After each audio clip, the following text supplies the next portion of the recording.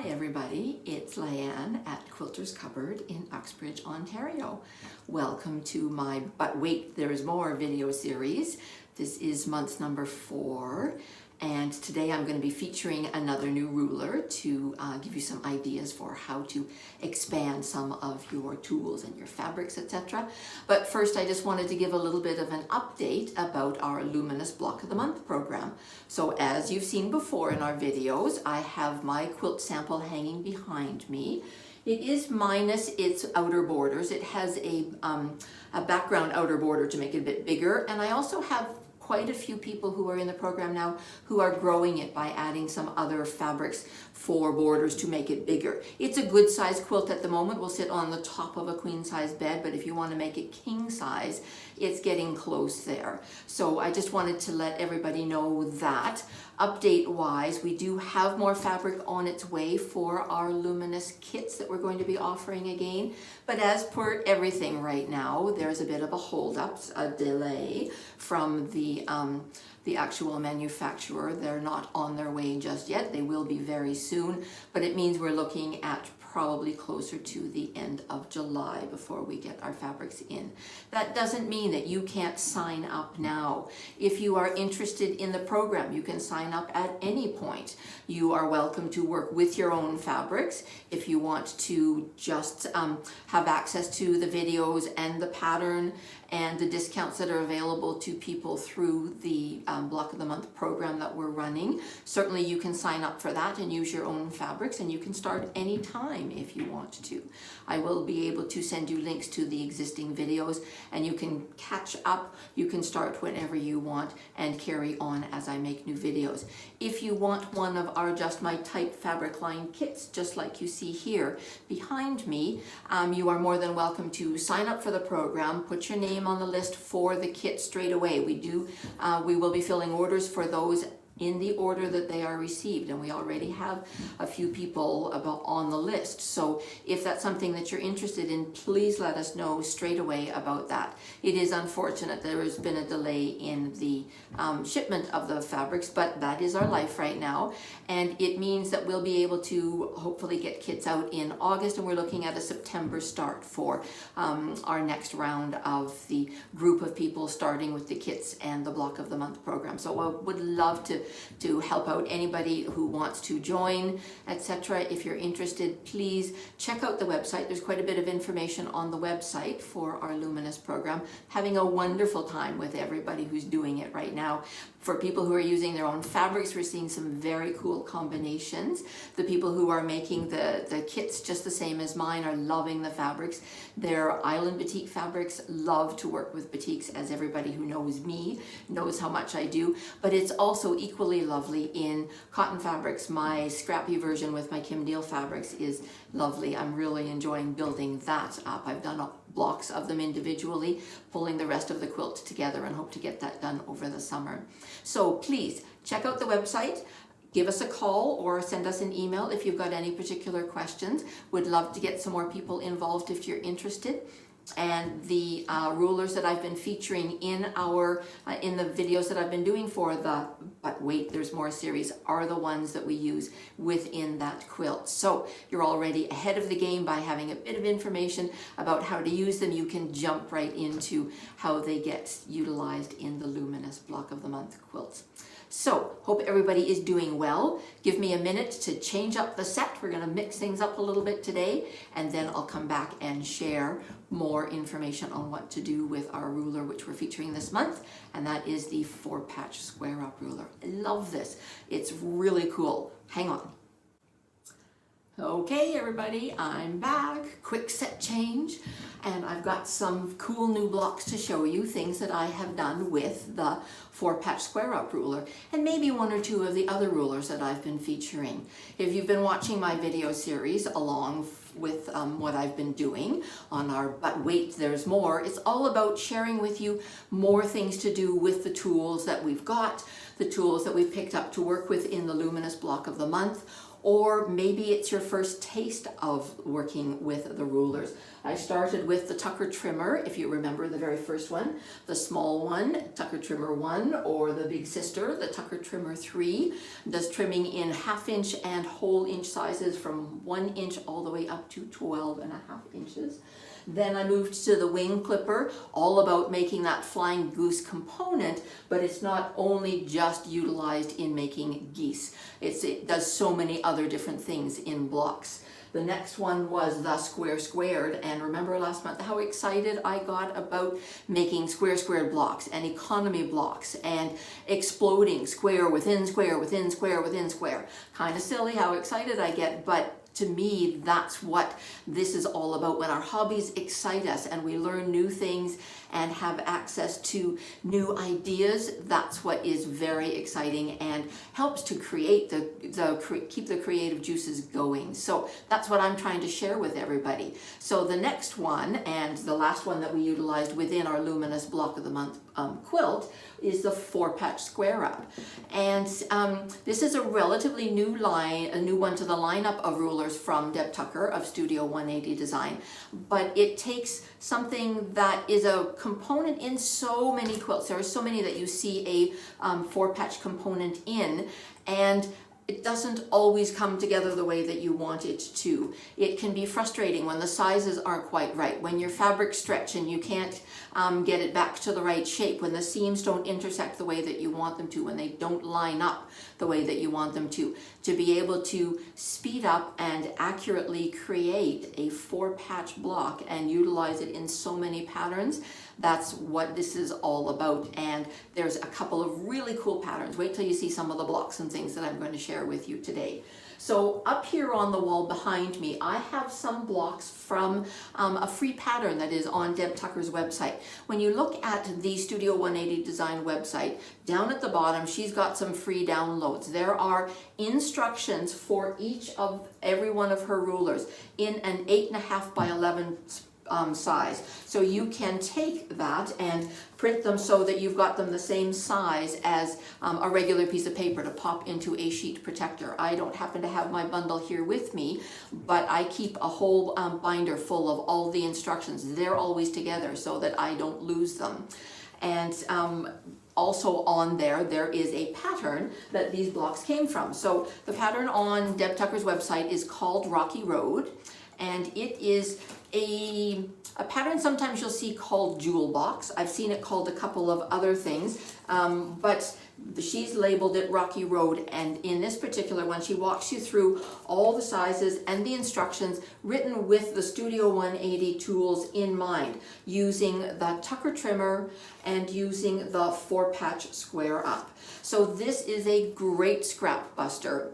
It is something that you can tuck into your stash at home. It's something that you can work with fat quarter bundles. The actual pattern calls for, she suggests that you have 24 fat quarters and then almost 3 yards of background. So that makes a decent sized quilt. This particular quilt makes up at 68 by 86.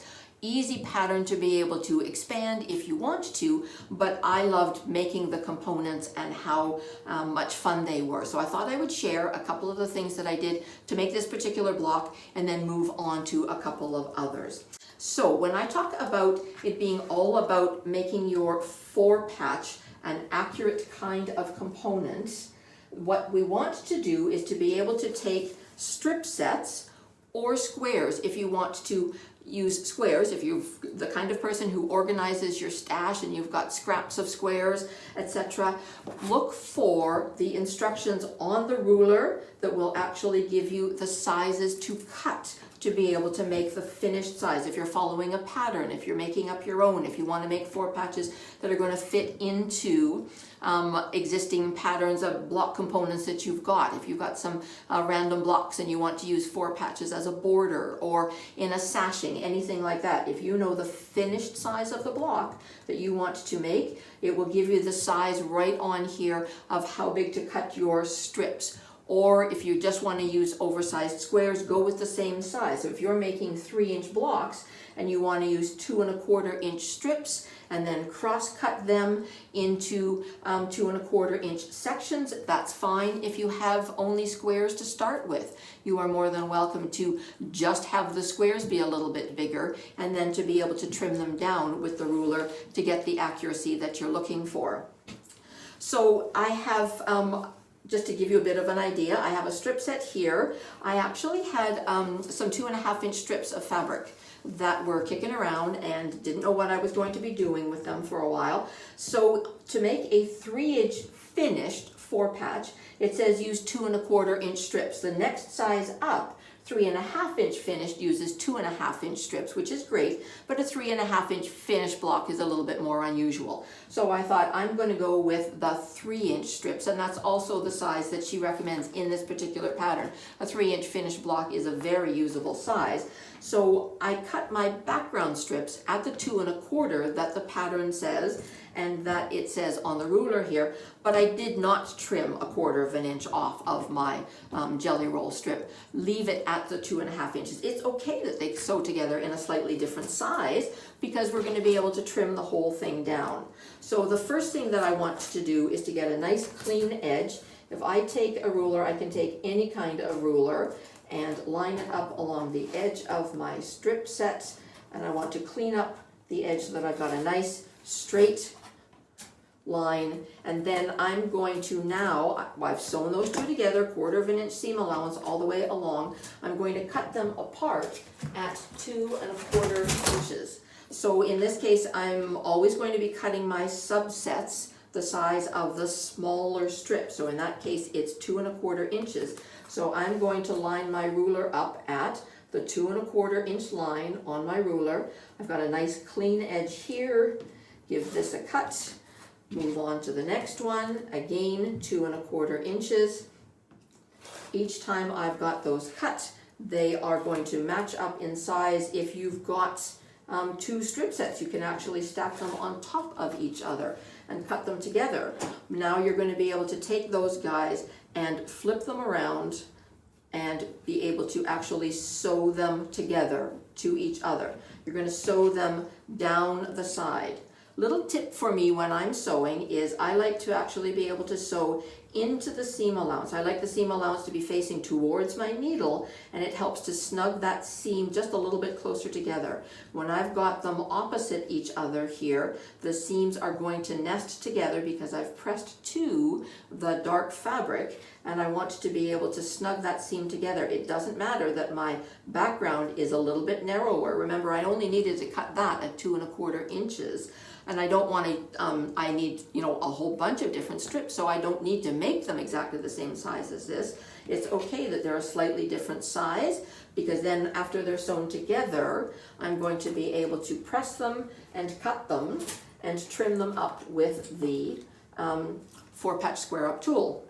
So this is a pair that I've sewn, and you can see that they are different sizes. This is the size that the pattern calls for, and the ruler calls for as well, but I didn't need it to be that big for my background. I want to be able to spin my seam, so I'm actually going to take out a couple of stitches here so that when I open up my seam, I can spin it on the back. And warm up your threads, set your seam a little bit to spin it. Now the seams, the stitches are actually going to release right there, just at that little point there, they're going to release.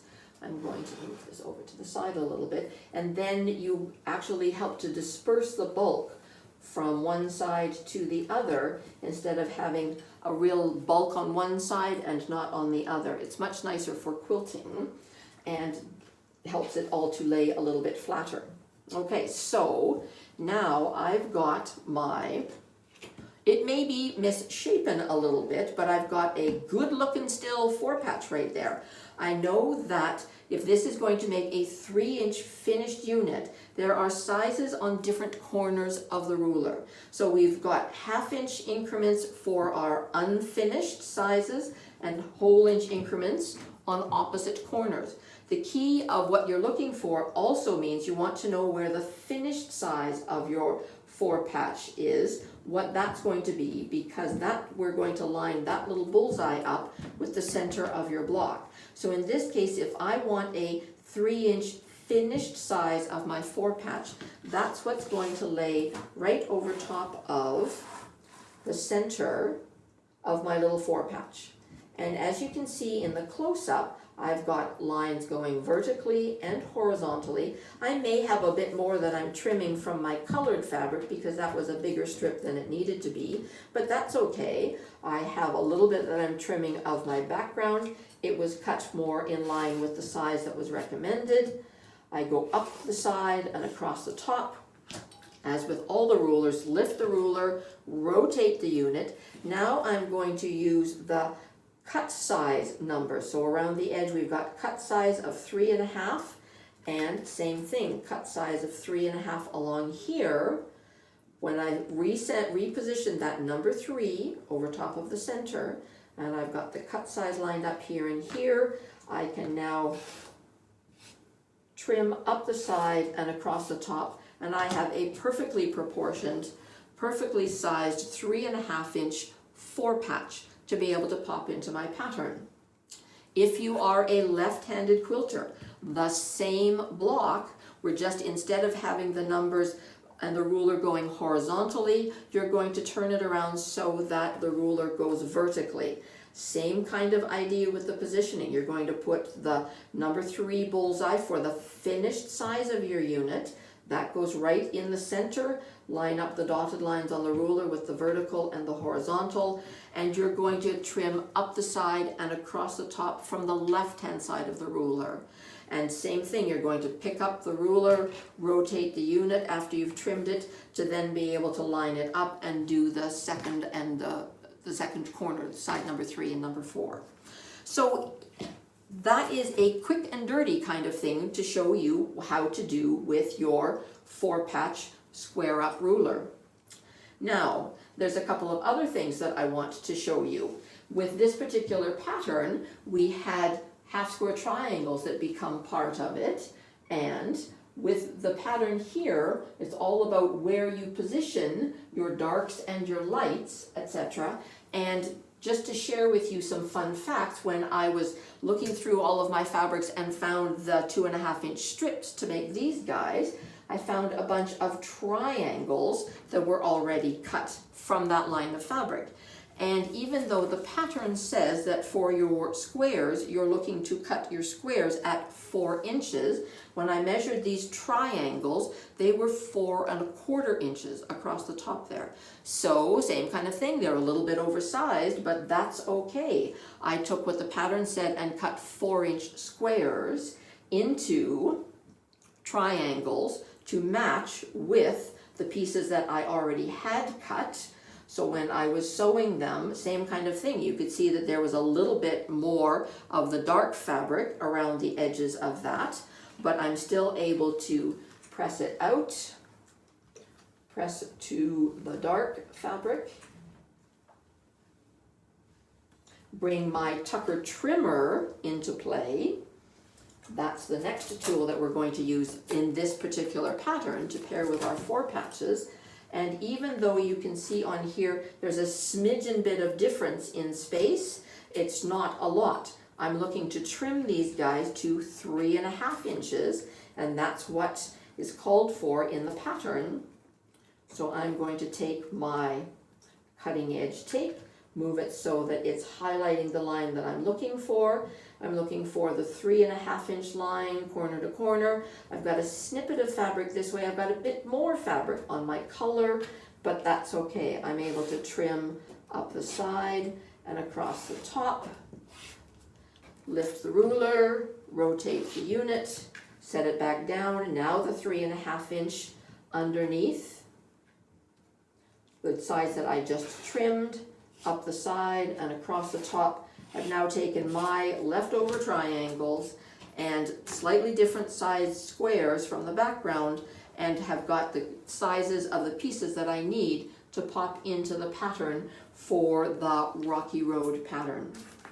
This particular pattern, like I mentioned, free on the Studio 180 website, and when you're looking at the pattern itself, it's really sharp. It's in the blues and greens that everybody would be expecting me to want to work with, but I decided to mix it up and go with some different kinds of colors, etc. Fabrics that I already had, was thrilled to be able to use them, and want to share with you that in here there are 4 different styles of blocks. There's a block A1, which has got a dominantly light colored section in here. It's all about how you position your fabrics. Each one of these blocks has 4 half square triangles and 5, 1, 2, 3, 4, 5 4-patch square up blocks, but they're turned around from here to here. The half square triangles get turned around so that you get a dark center, and that actual center 4-patch in there is made up of the 2 blocks, or the 2 different colors now, not just a background and a color. So this is block A1, this is block B1, this is block A2. We're bringing the other color, not just in the half square triangles, or pardon me, the 4 patches here, but now it becomes your half square triangles and your 4 patches. So this is block A2 and block B2. And the reason I show that, the blocks A1, A2, B1, B2, because on the pattern she has got written multiple other layouts on how you can mix up the actual finished look of your block, of your quilt rather, just by turning the blocks, using these 4 blocks, turning them around in different kinds of ways. You can go from the pattern that's on the front to the 4 different layouts that are here. It's a really neat effect. It's all about utilizing the tools that we've got, or ones that we've spied that we want to add to our arsenal of tools to help make our life easier. And there are so many patterns that have that 4-patch square up component in it. It's really cool to see how they're done. But wait, there is more. That's not the only thing that you can do with it. How about if I share with you a couple of other things? First off, I do want to say, what if you've got, the 4-patch worked great if you've got jelly rolls. So if you've got 2.5-inch strips, you can do the same kind of thing that I did here. You can pair them with a slightly smaller background and make a 3-inch finished block. You can pair them with the same size background fabric and make a 3.5-inch finished 4-patch component. Depends on what you're doing. But aren't those colors just luscious? It would make a beautiful pattern working with those. What if you've got charm squares? You've got 5-inch squares that are all nicely, beautifully coordinated, and you want to say, well, okay, it's not strips. How do I modify it if I've got squares instead? And they're bigger squares than what the pattern's calling for. So here's a slightly different way to make something that will give you the same end result. I've seen this a couple of times on videos that I watch online. I'm always looking for new things to learn, new things that people are teaching, etc. And I've seen circumstances where 5-inch squares are, as an example, because they're charm packs and they come together all nicely bundled, the colors all coordinate, but you could really do this with any size of square. But instead of just cutting apart, leave it the way it is for now and actually stitch along the sides. So now stitch up just 2 sides, don't go all 4, stitch up the 2 sides. Then what you're going to do is take your ruler and cut it apart down the middle.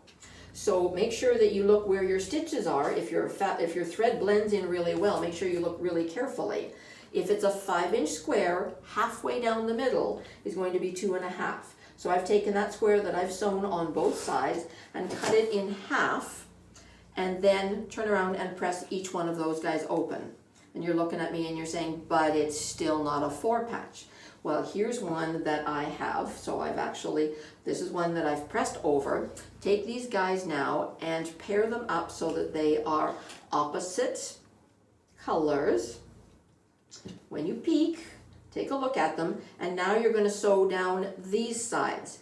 Doesn't make sense to sew down those sides. You're going to sew the sides where you're capturing the 2 colors together. You should be going over a lump of your seams together. So here's one where I've done that. I've sewn now down the 2 sides here, and I'm going to take my ruler again, and I'm going to cut at 2.5 inches from the edge in towards the center. That's halfway. This is still 5 inches across this way. It's a different size this way, but we don't need to worry about that at the moment. We just want to cut this in half at 2.5 inches, And guess what you see when you open that up? I see a little 4 patch. Isn't that cute? So, like before, I want to be able to take out a couple of stitches just to relax and be able to spin the seams.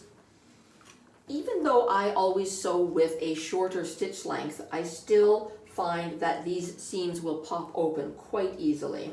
You release 1 or 2 of them and the whole thing pops open. Flip it over, gently guide over your seams with your fingers, press that nice and flat. And we're just pressing, we're not manhandling our fabrics. We're pressing it nice and flat. Let the little clapper sit there. Then you're going to be able to say, oh, look at all those pretty little 4 patches.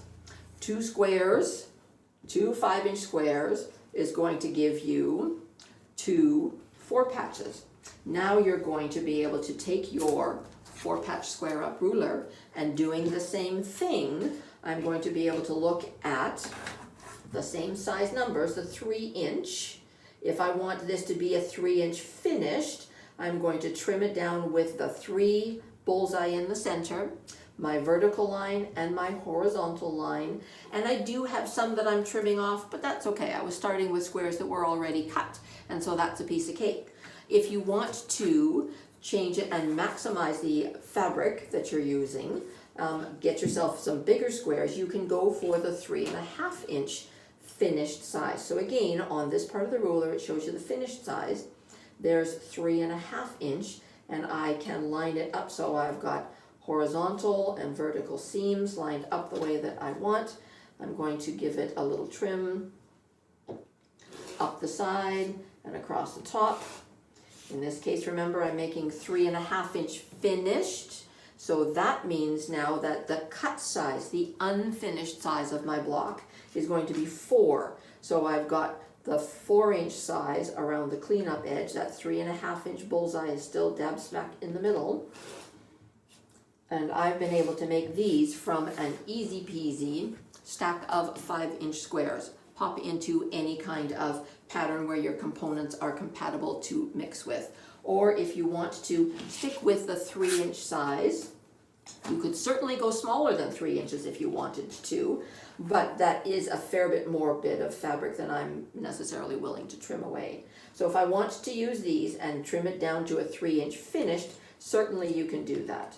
Up the side and across the top, of course, and lift the ruler, rotate the unit, line it back up again, your 3.5-inch cleanup lines along the edge and up the other side and across the top again. You now have a 3.5-inch unfinished, 3-inch finished 4 patch that's going to fit in with my pink block that's going to be part of this particular pattern. I can take this guy and trim it down again to get it down to the right size. But I just thought it was kind of fun to see how you could change it up if you had a charm pack of squares. How many of us have picked those up? Charm packs that we just couldn't resist. The colors were all nicely coordinated. You could also use the charm packs to make your half square triangles that go with the jelly rolls and your background. And if they're a nicely coordinated grouping, etc., the fabrics are all going to match. There's nothing wrong with them being super scrappy though. How many of us have got little gems like these hiding in our homes, in our sewing rooms, etc.? So, all right, that's sort of the basic of what you can do with your 4-patch square up ruler. But wait, there's more. There's a reason why I call this what I do. Hang on, I've got some more blocks to show you. Just a minute. Okay, I'm back. So I have another block up on the board, and this is from one of Deb Tucker's blockbusters. I've chatted about this in previous ones of my videos. These again are free downloads that she's got on her website, and they feature a couple of different rulers sometimes. Sometimes there's only one that's featured. This one happens to have some components that we recognize. We have got Flying Geese components here, and there's our 4-patch again in the center. So in the upper corner, no, right in the center, it will tell us which rulers we're using in the blockbuster. It uses the wing clipper and the 4-patch square up. There are 3 different sizes. This particular block gives you instructions to make a 6-inch, a 9-inch, or a 12-inch. I made this pretty little one from our Painted Blossoms line of fabric that we have just got last month in the store. So we still have some of those fabrics, and we have some pre-cuts and some bolts of it still available. But same kind of idea. We were looking for the 4 patches that we're going to be able to pair up in different color groupings. So there are pink and white ones to be able to trim them down with the ruler. There's also mixed ones where we've got pink and green in my case. Now, word to the wise. I was chatting with a friend while I was sewing all of these. I had all my little squares set aside, and I sewed strips of just the pink and white, and I sewed strips of the pink and the green, and then I sewed them together, mixed up all the colors. And then I looked at the picture and I thought, no, I actually needed to have pink and white and pink and white, and then I needed to have pink and green and pink and green. So I needed to cut a few more blocks. So pay attention to what you're doing, or you've got some extras for some more projects, etc. But I did want to just really quickly share something with you about the flying geese for here. If you notice, in this particular pattern, we've got geese with 2 different colors of the corners on them. And in this case, this guy here is pink and green, but on the other side is now green and pink. And how do you do that? How do you get those to be where you want them to be? So my little tip for you is, when you want mirror images, the first 2 squares that you sew on are going to be the same. So in this case, I put 2 pink ones on. Then when you cut that guy apart, you're going to be able to then take the green one and sew it on, first one and then the other. If I take this guy and cut it apart down the middle, this is what we do with our flying geese.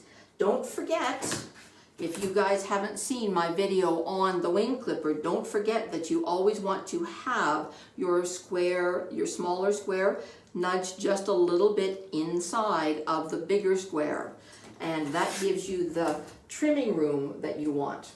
So to be able to then cut that apart, press that little gem out. You're going to press each of those triangles carefully out. And then you're going to take the other color and you're going to pop it on the corner. Just like I've done here. You're going to take this little square and you're going to pop it on the corner and sew it down. You're going to do the same thing. Make sure that you nudge it just a little bit in from the corner and sew 1/4 of an inch on either side of that center line, or if you're using your Quilter's Magic Wand, you're drawing 2 lines. So you line that up corner to corner and you're drawing your actual lines that you're going to stitch on. But then before I sew, before I cut, I always pop the corner over just to see what I'm looking at. If it's directional fabric, do I need to be able to make sure that my directional fabric is going the right direction? But I can see that I'm going to have a goose where I've got pink on one side and green on the other, and the other side is going to give me the mirror image component. So that's the kind of thing that you need when you are looking at a pattern like this. Actually break it down and say, when I'm looking at that block, do I need to know that they have to be mirror image to go all the way around? Sometimes it will tell you in the pattern, sometimes you need to just take a good look at them and be able to see what you're doing with them. I want to, I don't have, so let's take this little guy and I'm going to cut him apart and I'm going to press him out. And just a quick review. If you didn't see my video on the wing clipper, I showed quite a few different things to do with your wing clipper ruler. Flying geese, of course, is the most common component. Let's press this guy over up here. But there's other things that you can do with your wing clipper, and have a look at the video for that. So this guy here, now we're going to lay the ruler over top and we're going to look at our 2.5 by 4.5 cut size that we're looking for. The V is always facing towards me on your very first cut, and you're going to look for fabric to be all the way around the edges of the ruler and the lines before you cut. Get that seam to go right into the corner. and give it a good push to keep it in position. Lift the ruler, rotate the block, spin it around. Now we've got the nose up into there. Give it a cut and across here. Even though sometimes it's nothing but dust that you're trimming off, it's enough to be able to know that then that's perfectly sized, and it's going to give me one that faces that way and the other guy is going to be this way. This one here is going to end up with its mirror image. So that's such a pretty little block, isn't it? Using your 4-patch square up ruler and the wing clipper. All right, but wait, there's more. Okay, I'm back. So this one is from another one of the blockbusters. This is number 24. This is called the compounding 4 block. I would look at this and say, oh, it looks like a double 4-patch, doesn't it? We've got a 4-patch in the corner, and then if you break it down into this is a block, we've got a 4-patch within a 4-patch. So it's a compounding 4-patch. And again, there are 3 different sizes, 6-inch, 10-inch, 12-inch, 3 different color ideas. There is a black line master area for you to be able to pop your own colors. You can color in there and see whether or not you like the positioning of where your colors are going to go potentially before you start cutting into your fabrics.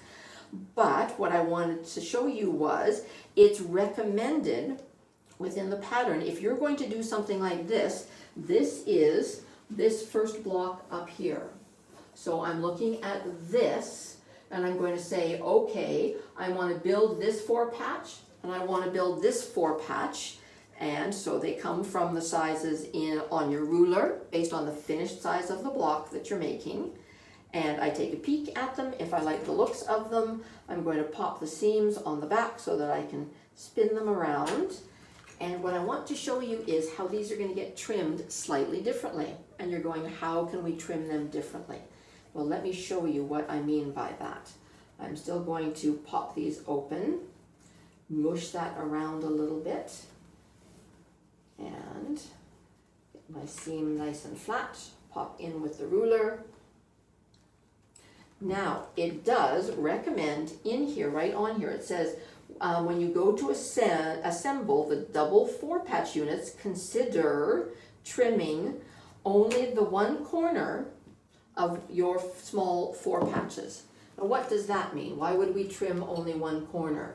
Because what we want to do is have one side be then captured by the fabrics that you're going to sew it to, and then be able to trim the whole unit, the whole block, to the precise size using as many rule lines as possible on the ruler. So I'm going to lay out my pieces here. So if I'm looking to, again, create this particular block, I want to be able to say, okay, this guy, I'm going to position it so that the fabrics are facing like this, and this one's like this. And then I'm going to take my other 2 fabrics here, and that's what's going to give me that first block there. This is the larger 4-patch for the other side of the block, so that created this side of the block. At the moment, I'm doing the compounding side. But I haven't trimmed this guy, have I? If I completely trim it down to be the 3-inch finished size, it's going to trim all the way around and not give me the chance to make up any differences when I sew these together.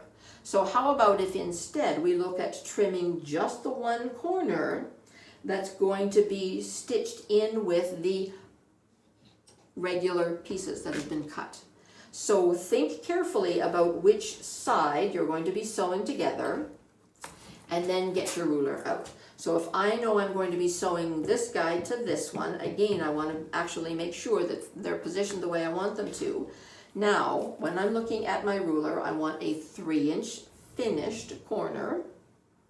The small 4-patch tells me 3-inch finished, 3.5-inch trim size. So I want this corner to be cut, but that's not the corner that is exposed on the ruler. If I just turn around and pull the block close to me and trim this side, that's the outside edge of part of the block and the inside of the part of the block. It's not going to fit together very nicely if you do that. So give it a quarter turn and then line up the pieces that you want to. So you're going to, it's not going to sit this way within the block, but what we are doing, we're only going to trim two sides, up the side and across the top, turn it back again. Now, this side of the block is the same size as the 3.5 inch square that was cut for it to go together with. See how much bigger this one is than this guy? This guy hasn't been trimmed yet. Again, we want to trim this corner only. So think about that. If you are a left-handed quilter, you're going to turn your ruler this way first. Then you're going to pick up the block and say, this is the corner I'm trimming. Let's put it on the outside edge of the block, the ruler, so that I can do my cut nicely. If I'm a right-handed trimmer, I'm going to say, okay, yes, that's the way I want the block positioned. I'm trimming this one, this corner, so I'm going to pick it up. I'm going to give it a quarter turn so that I can line up my 3-inch lines underneath the ruler, the side and across the top only, and stop there. That's the hard part, is to remember, oh, I don't want to trim anymore. Then turn around and put this back into position. And now you can see that this size is 3.5 inches, just like this is. And this side is 3.5 inches. So now you can sew this together as a 4-patch and know that these guys are positioned properly and they match these ones. But we're not going to just stop there because, of course, it's still oversized. When we look at the squares here, these two look significantly smaller than this guy, doesn't it? So we know that this is not quite the finished size of what it's supposed to be. If it's supposed to be a 6-inch finished, and I take a regular ruler at 6.5 inches is what I should be seeing, and that is not a 6.5 inch block at the moment. It is almost 7 inches. Almost 7 inches. But notice that I've got a couple of sides that aren't exactly spot on. These guys in the center, because they were trimmed with the ruler, I know that they had a good 90-degree corner on them. They're the same size as each other. And these little guys here are the same width here, but the overall block is not quite trimmed and finalized yet. So let's take the whole block and trim it down. So it now is a 4-patch, compounding 4-patch, double 4-patch, call it what you would like. There's an opportunity here to look for some extra lines on your ruler. Yes, we've got the 6-inch finished right in the center. Yes, we've got the vertical and the horizontal, but I can also say, okay, look, I can see that the 3-inch, when we think about that as being halfway the size of our finished block, I can check to make sure that that line is on top of the stitching line that's already been enclosed. When I trimmed that block and sewed it together, the 3-inch line goes there and the 3-inch line goes here. It's just a little line, but it does help me to know that this is lined up nicely, and I can see that I've got equal balance of where the color is extending just a little bit beyond line. Any lines that are on the ruler that I can use to help fine-tune how it's going to be turned around, I'm all over that. So now I can take this block and I can give it its final trim. I can go up the side and across the top, lift the ruler, rotate the unit. Then I've got 6.5 inch lines, the cleanup lines, to tuck underneath here. And again, I've got the 6-inch lines vertically and horizontally. I've got the 3-inch line here. I've got the 3-inch line here. I can see that all the lines are nicely balanced. I can give it just a little bit of a fine tune if I want to. And now I can trim this little gem down, and I've got a perfectly positioned 6.5 inch unfinished 4-patch block, a compounding double 4-patch.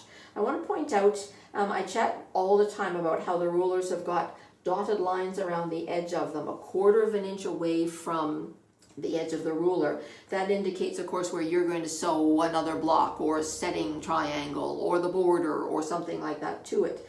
So you can take a look at, okay, if I've got 1/4 of an inch taken up in that inseams, it is a perfectly proportioned square there to be able to see it and know that that's going to do exactly what I want it to. If there's points there, utilize those dotted lines around the edge of your ruler to see where your seam crosses that dotted line. Are you going to have the points where you want them to be? So that gives me a perfectly proportioned, good looking, compounding 4-patch block.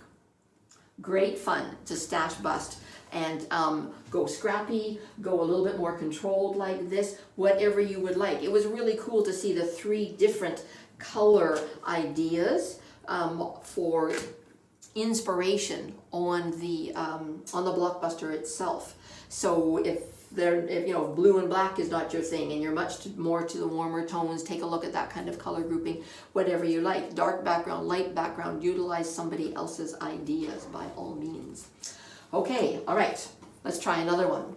So we've done a regular 4-patch, a compounding 4-patch. What else can we do with this tool?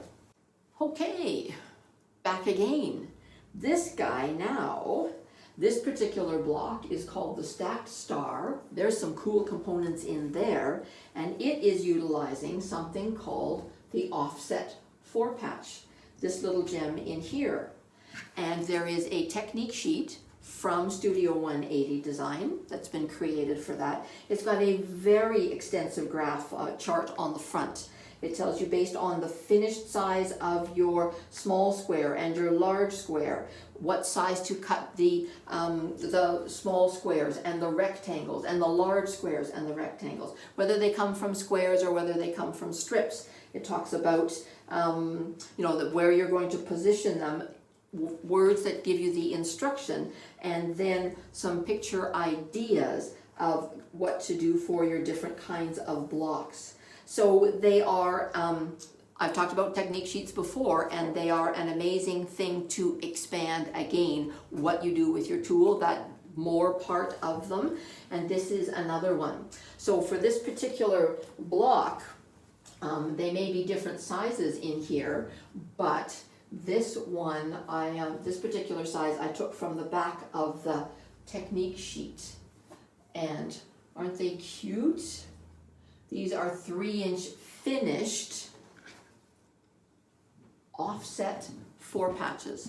They're offset because the squares aren't all exactly the same size, but it's all about having a couple of strip sets where you've got different sizes of your background and your square, or you've got your square and your background strips, and sewing them together. You can turn them around that way. It showed on the, that was one of the options on the back of the technique sheet, this guy here. Great fun to go super scrappy with all of that if you want to, or have it be quite controlled. It makes a very nice corner of the block here, doesn't it? How many of you recognize what's in the center blocks here on the sides? Now they are a little bit closer in color. Remember how I talk about contrast regularly? You sometimes lose the components of the block if your contrast is too close. There actually is a fabric with different colors in here and a darker purple fabric here that are part of my economy blocks. So last month they were what I was doing with my square squared as that, but wait, there's more to do with your square squared. So when I saw it in this particular, this I think is one of the very newest blockbusters. This is number 59.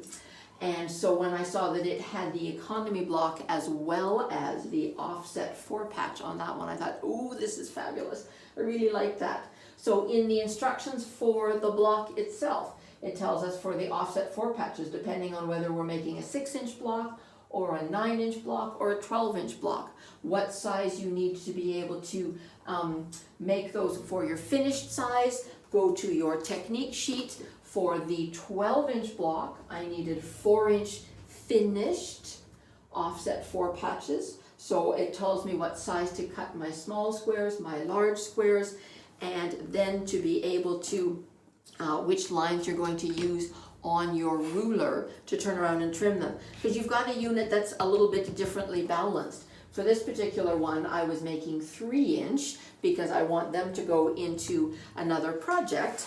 and it makes a 6-inch finished block when you put the 4 of them together. Super cute, isn't it? You could compound that and then build them into 12-inch blocks and sash them and do all kinds of cool and wonderful things. But if you want that to be a 3-inch finished offset 4-patch, it tells me my small square size, my large square size, what size to cut my rectangles, and what numbers to use on the ruler when I'm squaring it up. So in this case, I'm going to put my little square underneath the 2-inch size, because the pattern is telling me that if I want to make a 3.5-inch block based on the size of the squares and the rectangles that I've cut, I'm going to put the 2-inch circle underneath there. I don't have to worry about anything on this side yet. Just make sure that you've got fabric that extends beyond the 3.5-inch size that you want to. And I'm going to trim up the side and across the top. Now I'm going to lift the ruler, rotate the unit. Well, it doesn't do me any good to look for something underneath the 2-inch side, but my cleanup lines, as I do with all of my other rulers, I'm going to look for the size that I'm trimming it to, 3.5 inches. That goes underneath the lines there. And look at this, that little square pops right into the 4-inch finished size. It's perfectly in there. I've got the larger square inside the lines here based on the 4-inch size. Even though 4 inches is not a number within my block at all, that would be if it was the very center of a 4-inch equally balanced 4-patch. It's not. It works out though for my 3-inch finished offset 4-patch. So I'm now able to trim up the side and across the top, and I've got that 3.5-inch unfinished, 3-inch finished little itty bitty offset 4-patch. Or in this case for the large block, it was a 4-inch finished to get my 12-inch. I really like the idea of that. It jazzes up sort of the visual of that particular block. I love that there are different size squares in sort of a chaining effect. When that gets sewn together with something, I'm going to have 3 different size squares creating a really nice chain within the block itself. Great fun to make, and of course, great fun to use multiple different rulers that I have within my arsenal of tools at home. Okay, I have another block to show you. Hang on. Okay, I'm back. Here's another block. This one is another one of the blockbusters. It's number 45, and I got all excited when I looked at it, and I thought, perfect, here's another 4-patch for my demo video of the 4-patch square up ruler. When we look at the various components and we look at the Blackline Master version of it, we can see there's a little 4-patch in the center, and it shows it down here within a square and a square block. So we know, based on my video from last month, that when you're looking at something in the center of a squared block, okay, everybody say it with me, you're going to trim it with part A of your squared ruler, and you're actually not going to use your 4-patch square up ruler for this guy. You don't want to trim it down to a finished size with your 4-patch square up ruler. You're going to want to pull out your squared and be able to trim it down the center, the size that that block needs to be for it to be turned on point within a 6-inch finished squared block. So it looks like you're making it with the 4-patch square up, but wait, you're not.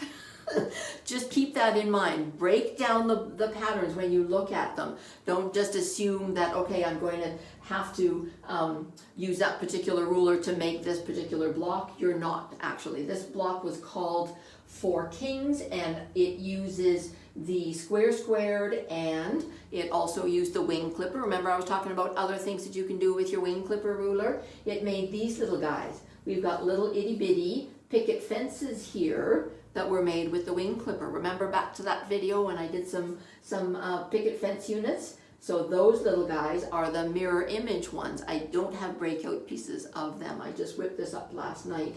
I thought I still have to show it, even though it's not quite using the 4-patch square up ruler. It's just all about starting to break down blocks and recognizing what the components are, like they do on the pattern for you, which is great. But sometimes it really helps to know how to get there, what you're doing. When you look at this, to know that that's picket fence units from your wing clipper, and to know that this guy is a 4-patch within the center. It shows here the 4-patch unit A1, which is right, but you don't actually trim it with the 4-patch square up ruler because you're going to pop it into the center of the squared component.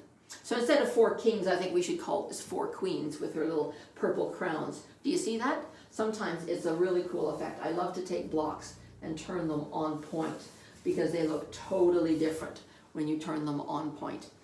Get a very different kind of visual when you do that. And that's when the crowns kind of come up in that, isn't it? To be able to see that change when you turn it on point. All of these fabrics that I was using were from the Painted Blossoms line of fabric that we had come in. So I just thought, here I talk about turning blocks on point. Let's see what they look like when you actually do that. Some of them change up quite a bit, some of them not so much. See how these squares look completely different when you turn that block? And I can even see that standing off to the side. I like the look of this particular block much better when it's a straight set rather than on point. But sometimes they're more interesting when they're turned on point. So play with your blocks a little bit. Have a good time with that. I also, lots and lots of times, will take blocks and just use parts of them from patterns rather. Sometimes I will just take pattern components. And that's what I did for this next particular one. Hang on.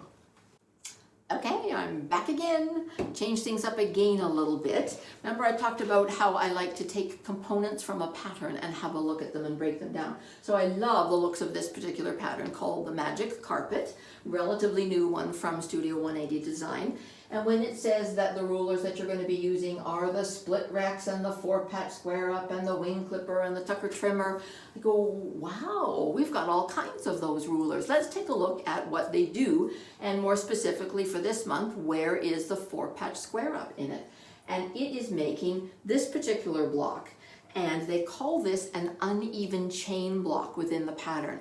And I thought that was really cool looking. So it's not quite the offset 4-patch, like what I was just sharing with you. This one is now called an uneven chain. I love that it's got small blocks and a bigger block, and you can see how it kind of weaves its way around the feature blocks within that particular pattern. It's a beautiful pattern. Can't wait to actually make one. And Deb Tucker has even popped on her free download page an adaptation of turning it into a bed runner or a large table runner kind of thing. It's an extra add-on. After you've got the pattern, it gives you some ideas for changing up the size a little bit and a slightly different presentation. But it was fun to go through making this particular part, and it was all about, again, starting with strip sets. So you've got strip sets of the square that is your small square and your background. And you can go from an actual strip of fabric that you've cut this particular size sewn onto here, or you can cut them from just the size of the actual logs, what they're going to be cross-cut into, to be able to create the unit itself. Then there's another strip set that is the wider, along with the background on the 2 lights there. And then you're going to pair, of course, you're going to pair this guy along with 2 of the other ones, and paying attention to your pressing. If you always press to the color, then you're going to be able to nest those seams. And then again, we've got a unit that's oversized, so we're going to be able to come back to the 4-patch square up ruler and be able to look at the numbers on our ruler for this guy, as indicated in the pattern, are 3 inches in the upper corner is what we're looking at. And we want the whole thing to trim down to 6.5 inches. So we don't have a lot of lines on the other side yet. We do want to look at the 6.5 that we're going to be trimming it to, make sure we've got fabric all the way around. We want the 3-inch, if we were making the 3-inch finished, of course, we'd be looking for that. In this case, it's going to give us the guidelines that we need to position that front corner, but also I'm going to look at the lines that for the 4.5-inch lines here, do my colors of fabric position evenly all the way around, because what I don't want to have happen is, what if that was actually where my stitching lines were, and I'm looking at this particular coloring and it's not positioned quite properly. So I may have this corner lined up, but maybe this isn't quite right. Do I need to stop and take a look? Has something been folded underneath my iron as I've been pressing? Does something need to be ripped part way out if the seam's pulled apart a little bit, if the fabric's pulled apart rather, when I was stitching and they didn't have quite the same seam allowance? So utilizing other markings on the tool are a big thing that I do make use of before I cut.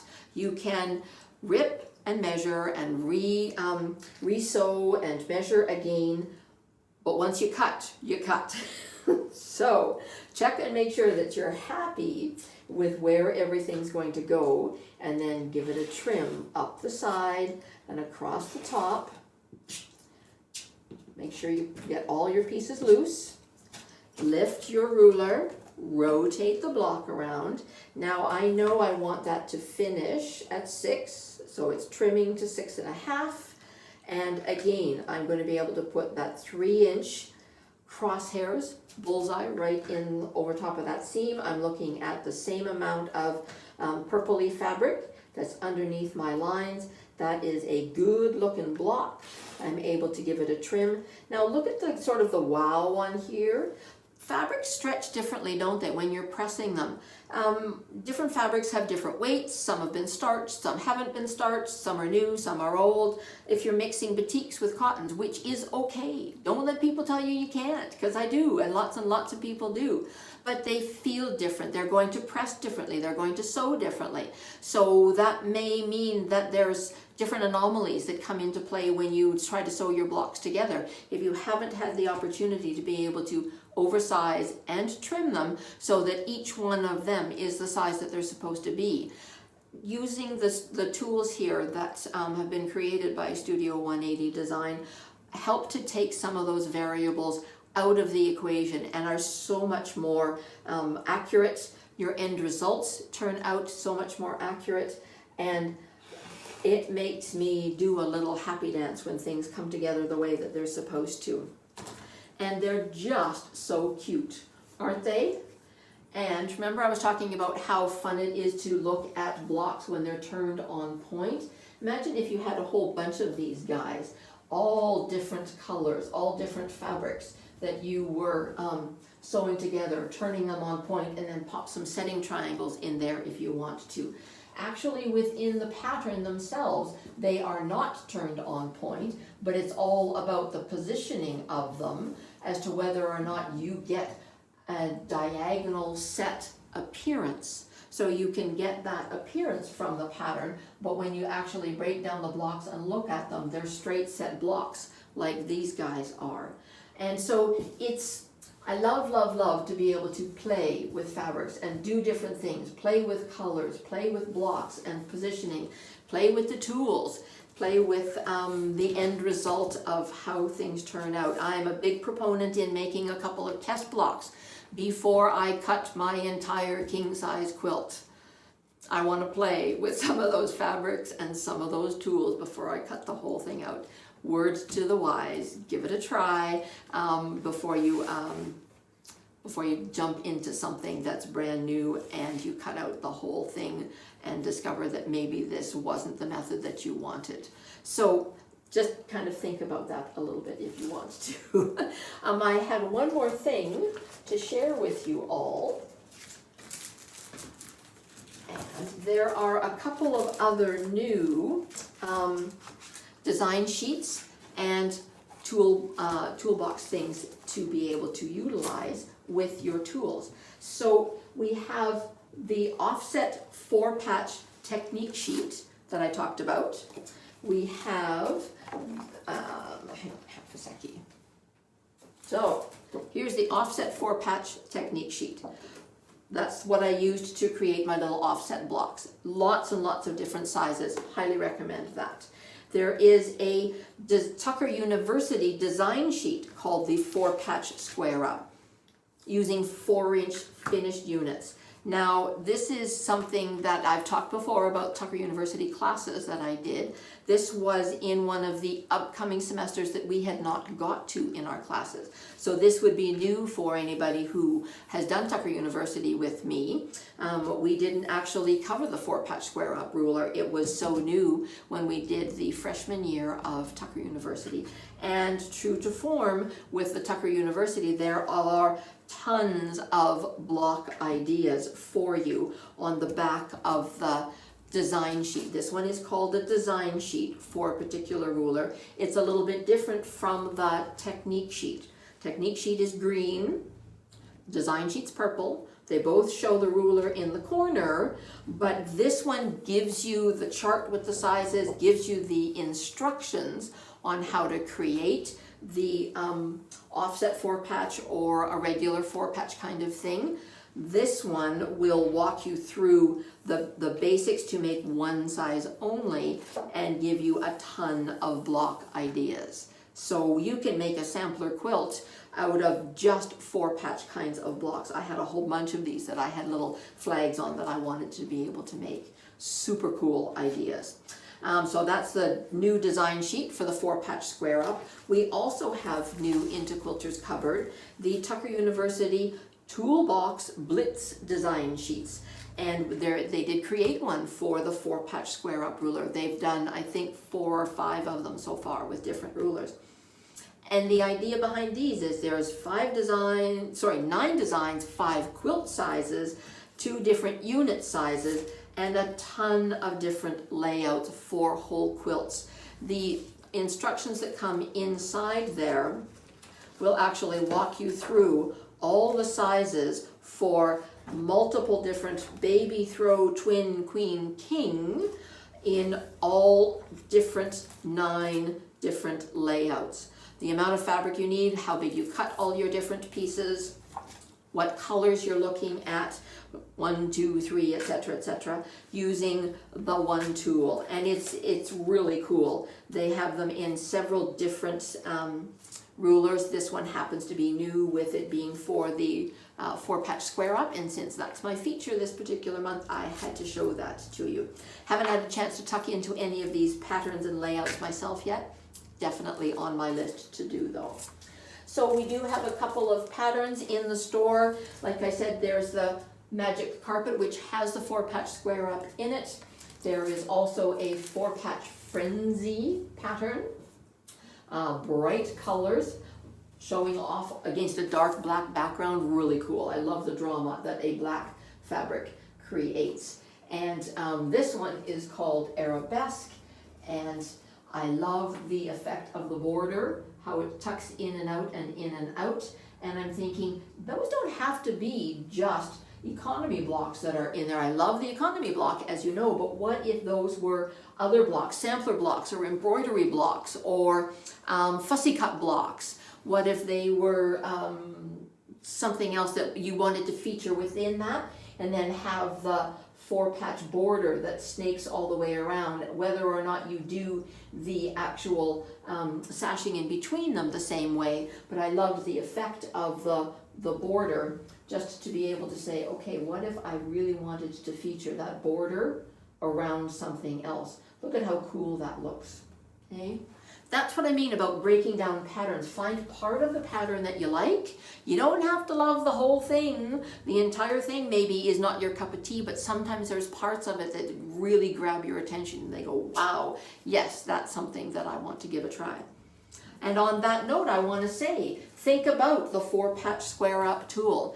Give it a try. How many patterns will you find today when you're looking through your magazines and your books and you're chatting with friends and you're looking at pictures of quilts on Facebook and all the different groups, etc., that you belong to? How many of them have 4 patches in them? And if you've ever struggled with how fabrics stretch and sometimes they don't end up the size that you want them to. We want to be able to have a good time with our quilting. Less reverse sewing, more forward sewing. Things that we can do to help us get there. That's what I'm all about. That's what I want to share with everybody. And I hope that you have enjoyed some of what I have shared today. And if you've got any questions, please contact Quilters Cupboard by email, through our website, by telephone, etc. Love to chat with quilters about what they're working on and love to share the success that everybody has. Check out our Facebook page and post some pictures of things that you've been working on there. We love to share that as well with people. Take good care, everybody. Don't know what I'm doing next month. Stay tuned though. It's bound to be fun. It's bound to be a surprise. And looking forward to seeing you again on my But Wait, There's More series of videos for Quilters Cupboard.